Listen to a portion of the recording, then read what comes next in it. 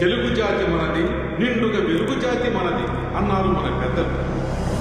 తెలుగున్నంత వరకు మన అన్నగారు ఉంటారు, మన అన్నగారు ఉన్నంత వరకు తెలుగు జాతి వెలుగుతూ ఉంటుంది. ఈ వాక్యాలతో ప్రియమైన అన్నగారు, నిజాయితీకి నిదర్శనంగా ప్రఖ్యాతిగాంచిన నాయకులు, మన ప్రేమాభిమానాలకు పాత్రులైన గౌరవనీయులైన చెంగయ్య గారిని ఇప్పుడు ప్రసంగించడానికి రావలసిందిగా మీ తరఫున కోరుకుంటున్నాను.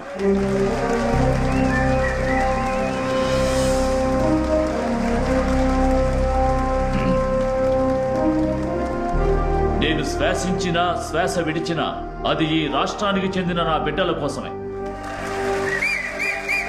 ప్రజల వల్లే మనం, ఈ ప్రజల కోసమే మనం అని అహర్నిశలు శ్రమిస్తున్న నిజమైన కార్యకర్తలారా,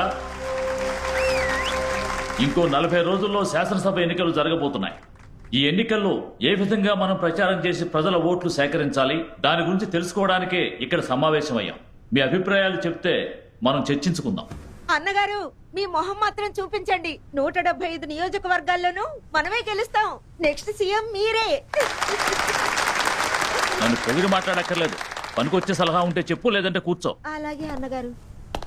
అధికార పార్టీ అరాచకాలు, నెరవేర్చలేని ప్రమాణాలు, అమలు చేయలేని పథకాలు, ఇలా వాళ్ళ మీద లేని పరువు చెప్పి ఓట్లడవచ్చుగా. వామపక్షాలను విమర్శించడం కంటే ప్రజలకు మనం చేసిన మంచి చెప్పి ఓట్లు అడుగుదాం. ప్రజాస్వామ్యం అంటే అదే కదా. ప్రజలకి మంచి చేయడం తప్పు అనే జ్ఞానం కూడా లేకుండా అన్నగారు మాట్లాడుతున్నారు. నన్ను అడిగితే వారికి వ్యతిరేకంగా ఓ ధర్మయుద్ధం చేసి కొత్త పార్టీ పెట్టారనుకోండి, నెక్స్ట్ సీఎం మీరే. రే శివటపాకాయ, వేదిక మీద నుంచి వీధిలోకి లాక్క ఇక్కడే ఉంటూ ఆయన్ని లేపేసి ఆయన స్థానాన్ని ఆక్రమించుకోవాలి. అన్నగారు, పోయిన ఎలక్షన్ లో అధికార పార్టీ వాళ్ళు ఒక ఓటుకి 4,000, 5,000 ఇచ్చి గెలిచారు. అదే ఫార్ములాని మనం ఫాలో అవుదాం. మేడం, మీ మండలం నోరు జారాడు. ఇక అన్నగారు రెచ్చిపోతారు. నువ్వు ఊరుకోవయ్యా, వాడిని అలా మాట్లాడమన్నది నేనే. ప్రతిసారి మనల్ని అధికారంలో కూర్చోబెట్టినప్పుడు మన దగ్గర నోట్లు తీసుకుని ఓట్లేశారా? ఓటుకి నోటిచ్చి గెలిస్తే నోటి మాటను ఎలా నెరవేరుస్తాం? ఇచ్చింది సంపాదించడానికి, ఇవ్వడానికి, ఆదా చేయడానికే నీ మనసు పోతుంది. ప్రజల బాగోగుల గురించి ఎప్పుడు ఆలోచిస్తావు? ప్రజాసేవ అంటే ధనాన్ని ఆర్జించడం కాదు, గుర్తుంచుకో. కూర్చో. ఈ మనిషి ఇంకా ఎక్కడున్నారు? లోకంలో అందరూ 20 రూపాయల నోటికి ఎక్స్చేంజ్ ఆఫర్లో ఓటేసి కూర్చున్నారు. ఈ మధ్య 50 చేశారట. 1.5 కోటి మంది కార్యకర్తలతో, వారి త్యాగంతో అభివృద్ధి చెందిన పార్టీ మన ప్రజారక్షక సేవాదళ పార్టీ. మన పార్టీ విజయం సాధిస్తే అందుకు మన నిజాయితీ, త్యాగం, శ్రమే కారణం కావాలి. ఏ విధంగానూ డబ్బు కారణం కాకూడదు. కాబట్టి మన పార్టీ గెలిచి అధికారంలోకి రావడానికి ప్రతి ఒక్కరూ ప్రాణాలొడ్డి శ్రమించాలి. తెలుగు వర్ధిల్లాలి, తెలుగు జాతి వర్ధిల్లాలి. ఈ ఎలక్షన్స్ లో సీనియర్లకి పార్టీ బాధ్యతలు మాత్రమే, అధికార బాధ్యతల్ని ఎంతో మంది నిజాయితీగా పనిచేసే యువకులు ఉన్నారు, వాళ్ళకి అప్పగిద్దాం అనుకుంటున్నాను. ఇది నాకు వర్తిస్తుంది. ఎన్నికల దశలో నేను చెప్పేది కరెక్టేగా? కరెక్టే అన్నగారు. పార్టీలో సమర్థులైన యువకులు ఉన్నారు, వాళ్ళని పైకి తీసుకొద్దాం. అన్నగారు, నాకు సీట్ వద్దు. పై చదువు పూర్తయ్యాక రాజకీయాల్లోకి రావాలని నా కూతురు ఆశపడుతోంది. తనకి సీట్ ఇవ్వండి. వారసత్వ రాజకీయం? మన పార్టీ బయలు చదివావా ఎప్పుడైనా? కాళిదాసు, మహిళా మండలి అధ్యక్షురాలిని పార్టీ బయలు చదవమని చెప్పు. కూతురికి సీట్ ఇవ్వాలంట. వారసత్వ రాజకీయాలు ఉండకూడదన్నది మన పార్టీ బయల. అందుకే మన అన్నగారు వాళ్ళ అబ్బాయిని లండన్ కు పంపించి అక్కడే చదివించి సెటిల్ అయ్యేలా చేశారు. అది ముందు తెలుసుకో. రాజకీయాల్లో శాశ్వత శత్రుత్వం లేదు, శాశ్వత మిత్రుత్వం లేదు, శాశ్వత లక్ష్యం లేదు. ఒరే రాము, మీ నాన్న సమోసాలు అడిగారు, అది నేనే చేసి పెట్టాలట. అందుకే ఆ పని మీద ఉన్నాను. మీ అబ్బాయి కూడా అంతే అత్తయ్య. నేను బిర్యానీ చేసిన టొమాటో రైస్ లాగే ఉంటుంది అంటారు. మీరు చేసే టేస్ట్ రాదు అని అంటారు. పిల్లలెప్పుడు అమ్మ చేసిన వంటే రుచిగా ఉంది అంటారు. రేపు నీ పిల్లలు చెప్పినప్పుడు నీకు అర్థమవుతుంది. నమస్కారం. నమస్కారం. బాగున్నారా? కులదైవం గుడి నుంచి ప్రసాదం వచ్చింది, కొరియర్ లో పంపించాను, రేపు వచ్చేస్తుంది, తీసుకోండి. కూర్చోండి, కూర్చోండమ్మా. ఏంటి రాము, ఎప్పటిలాగే మీ అమ్మ వంట చిట్కాలు చెప్పడం మొదలు పెట్టిందా? అవునన్నా. అది సరే, మీ ప్రైమ్ మినిస్టర్ తెరసా మే ఎలా పాలిస్తున్నారు? ప్రజలకు మంచి చేస్తున్నారా? మన రాష్ట్ర రాజకీయాలు వదిలేసి ఇంటర్నేషనల్ పాలిటిక్స్ గురించి మాట్లాడుతున్నారు. మాట్లాడకుండా ఏం చేస్తారు? త్వరలో ఎలక్షన్స్ వస్తున్నాయి. ఇకపై స్టేజ్ మీద ఏపీ రాజకీయాల నుండి అన్ని దేశాల రాజకీయాల గురించి మాట్లాడతారు. రేపటి నుంచి కాళ్ళకు చక్రాలు కొట్టుకొని ఊరు ఊరు తిరుగుతారు. అన్నా, ఎలక్షన్ బిజీలో మీరు నాకు ఇచ్చిన కమిట్మెంట్ ని మర్చిపోకండి. నెక్స్ట్ మంత్ నేను కడుతున్న హాస్పిటల్ ఓపెనింగ్ సెరమనీ ఉంటుంది. మీరు అమ్మాయి ఇక్కడికి వచ్చి మీ చేతుల మీదుగా ఓపెన్ చేసి పెట్టాలి. ఓకేనా? మీ అమ్మకి ఆ తేదీ గుర్తు చేయి, మేమిద్దరం తప్పకుండా వస్తాం. అలాగే నాన్న.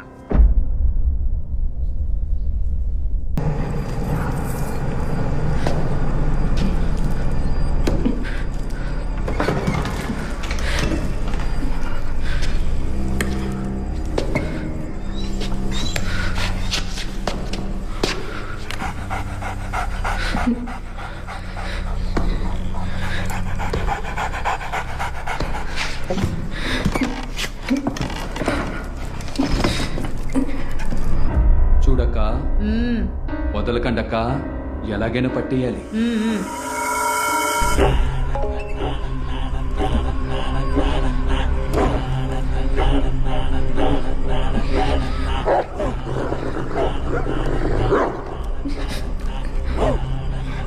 Where is my microchip? Suji ఎక్కడా? Microchip. చెప్పు, నా కూతురు ఎక్కడ్రా?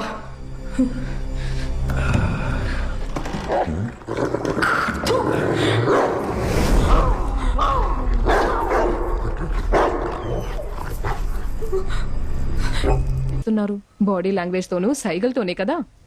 అందులో నా కూతురు బెస్ట్ గా రావాలని మిమ్మల్ని టీచర్ గా అపాయింట్ చేశాను. మీరు తనకి బ్యూటిఫుల్ గా ట్రైనింగ్ ఇచ్చారు. ఈ రోజు మీరు చెప్పదలుచుకునేది తాను అర్థం చేసుకుంటోంది, తను చెప్పదలుచుకునేది మీరు అర్థం చేసుకుంటున్నారు. అదేనండి ముఖ్యం.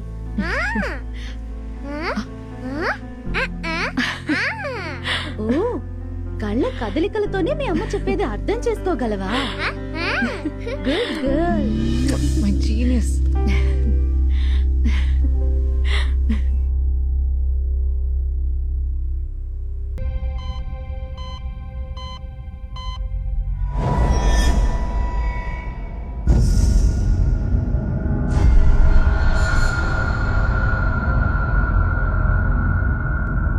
మాజీ ముఖ్యమంత్రి ప్రజారక్షక సేవాదళ పార్టీ నాయకులు శ్రీ చెంగయ్య గారు హాస్పిటల్లో అనుమతించబడ్డారన్న సంగతి తెలిసి ఆ హాస్పిటల్ ప్రాంగణంలో కార్యకర్తలు, నిర్వాహకులు పెద్ద ఎత్తున గుమిగూడారు.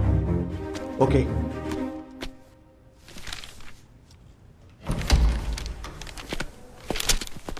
Hello sir. ఏం బోసు, అన్నగారు ఎలా ఉన్నారు?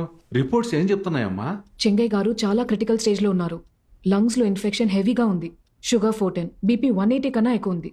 ట్రీట్మెంట్ కొంచెం లేట్ అయినా బ్రెయిన్ కి వెళ్లే ఆక్సిజన్ కట్ అయి బ్రెయిన్ అయ్యో, బతుకుతారా బతకరా?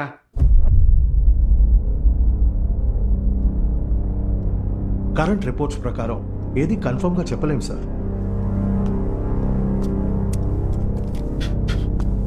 ఇప్పుడు నేను చెప్పబోయే విషయం మన ముగ్గురు మధ్య మాత్రమే ఉండాలి, బయట ఎవ్వరికి తెలియకూడదు. చెప్పండి సార్. అన్నగారున్న ఫ్లోర్ లో వేరే ఏ పేషెంట్ ఉండకూడదు. Okay sir. ఆ ఫ్లోర్ లో ఉన్న సీసీటీవీ కెమెరాలన్నిటినీ అక్కడి నుంచి తీసేయండి. నేను చెప్పినప్పుడు మళ్ళీ వాటిని పెడితే చాలు. Excuse me, according to hospital rules we can't remove the CCTV cameras and you have no rights to order us. ఏం చెప్తుందా ఈ పిల్ల? సార్, హాస్పిటల్ రూల్స్ ప్రకారం సీసీటీవీ కెమెరాస్ ని తీయలేమంటున్నారు. కాదయ్యా, ఏదో ఆర్డర్ అని చెప్పింది కదా. ఏంటా ఆర్డర్? ఆర్డర్ లేయటానికి మీకు ఏ రైట్స్ లేవు అంటున్నాను. ఏంటి చదువుకున్నానన్న పొగరా? నేనెవరో తెలుసుగా. నేను రాజకీయ నాయకుడిని. నేను మాట్లాడితే అధికార పార్టీ వాళ్ళే భయపడతారు. నువ్వు ఆఫ్టర్ ఆల్ డాక్టర్వి, నన్నే ఎదిరించి మాట్లాడుతున్నావు. Mind your words sir. ఏంటి బొంగులో మైండ్? మాకు లేని మైండ్ నీకుందా? నేను చెప్పిందే చేయాలి నువ్వు. ఇది మీ పార్టీ ఆఫీస్ కాదు, hospital. And I'm a doctor. ఇక్కడ నేనేం చేయాలో మీరు చెప్పకూడదు. కాళిదాసు చెప్తే ఆ దేవుడు చెప్పినట్టే నేను చెప్పినట్టు చెయ్యి, లేదా చేసేలా చెప్తాను.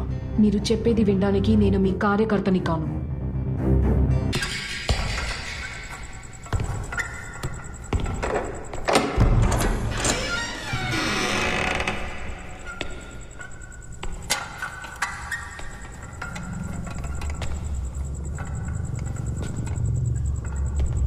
సుజీ, సుజీ,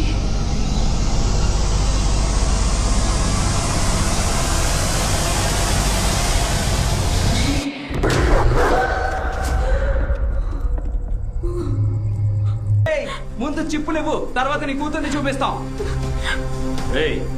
అనకు ఫోన్ చేయరా. అలాగే అన్న పాపను లోపల పంపించమన్నారా? చెప్పు చేతకు రాగానే దాని కూతుర్ని లేపేమన్నారు. వెళ్ళి పాపం తీసుకురారా. అలాగే బాబు.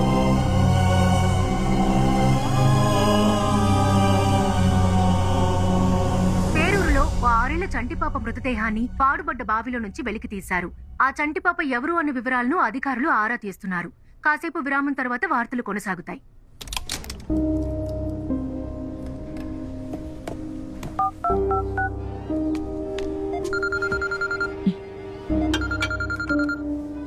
చెప్పు ప్రియా. హాస్పిటల్లో చెంగే గారి హెల్త్ కండిషన్ గురించి అడిగినప్పుడు నో కమెంట్స్ అన్నావు. దానికి ఏంటి అర్థం?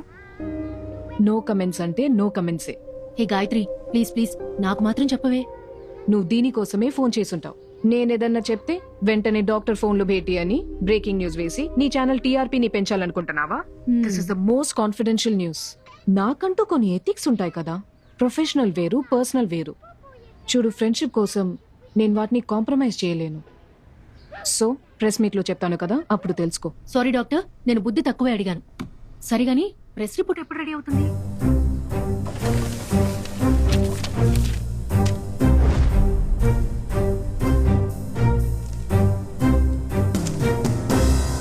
టీవీ వాళ్ళ దగ్గర దీన్ని చదవమనండి. ప్రెస్కి దీన్ని రిలీజ్ చేయండి. ఏంటి సార్ ఇది? ఫాల్స్ రిపోర్ట్ గా ఉంది. ఆయన యాక్చువల్ రిపోర్ట్ కి ఈ రిపోర్ట్ కి సంబంధమే లేదు సార్. దానికి ఏం చేయమంటారు డాక్టర్ అమ్మా? మేమేమన్నా అన్నగారు కాఫీ తాగారు, టిఫిన్ తిన్నారని గ్యాస్ కొడుతున్నావా? ఆ అన్నగారికి నయమైపోతుంది, త్వరలో డిశ్చార్జ్ అయిపోతారనే కదా రాశాం. వెళ్ళండి, వెళ్ళి చదవండి. నేను అబద్ధాలు చెప్పలేను. ఆయన రికవర్ అవటానికి 8 to 10 days పడుతుంది. Still he's in a very critical చాలే ఆపు అమ్మా. ఓ లొళ్ళలో వాగుతున్నావు. నీకోసారి చెప్తే అర్థం కదా. ఆ లెటర్ తీసుకెళ్ళి చదువు. Please doctor.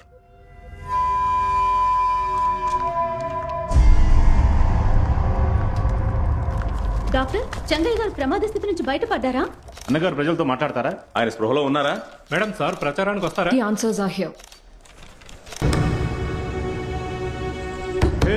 నీ కూతురు వచ్చిందిరా. సుజీ, సుజీ,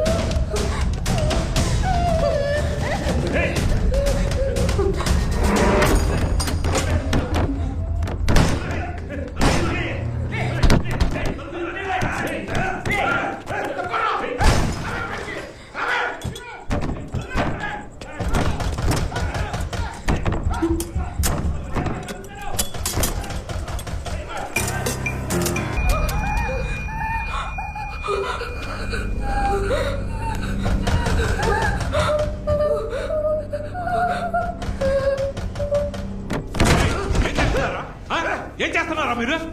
లోపల నుంచి అది వచ్చే పోయే వాళ్ళని టార్చ్ లైట్ వేసి హెల్ప్ అడుగుతుంది. ఏం పీకుతున్నారా? బాగా మెక్కడరా. అది కనుక తప్పించుకుందో అప్పుడు చెప్తాను మీ పని. దీన్ని ఏదో ఒకటి చేయాలరా.